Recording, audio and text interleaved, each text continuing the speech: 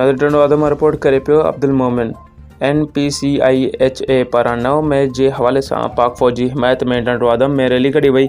Rally जी क़यादत NPCIHA ज़िले सांगड़ जे सदर मज़हर चंडियो, नायब सदर अदनान मलिक, टंडो आदम चेयरमैन राना सदाकत, सदर अरशद ऐवान, जनरल सेक्रेटरी सदाकत कुरैशी, सीनियर नायब सदर असलम पठान, मोहन मल, मियाँ बख्श हाजण, गुलाब कलोड़ो, नरसिंह भील, प्रेम गुलाब भील, वहीद चांडियो जी अॻवानी में निकतल रैली गुलशन सदीकी पार्क खां थींदी प्रेस क्लब ताईं पहुती।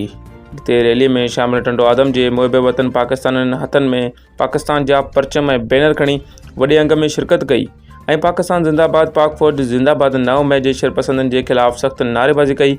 उन मौक़े ते NPCIHA ज़िले सांगड़ जे सदर मज़हर चांडियो ऐं ॿियनि ख़िताब कंदे चयो त मुल्क जो केर बि ख़ैरख़्वाह या सॼण 9 मई जहिड़ा वाक़िआ नथो कराए सघे। 9 मई जहिड़ा वाक़िआ सोचियल साज़िश मुल्क जूं कुझु धुरियूं पाक फ़ौज खे बदनाम करण लाइ अहिड़ा वाक़िआ कराए मुल्क खे बदनाम करे रहियूं आहिनि। हिननि चयो त पाक फ़ौज मुल्क जो गुरूर आहे। फ़ौज सरहदुनि जी हिफ़ाज़त करे थी ऐं अवाम जी मुहाफ़िज़ आहे, तॾहिं अवाम सुकून वारी ज़िंदगी गुज़ारे थो।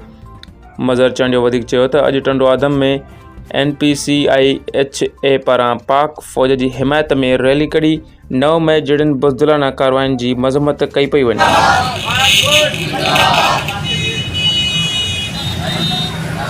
पाकिस्तान जिंदाबाद, पाकिस्तान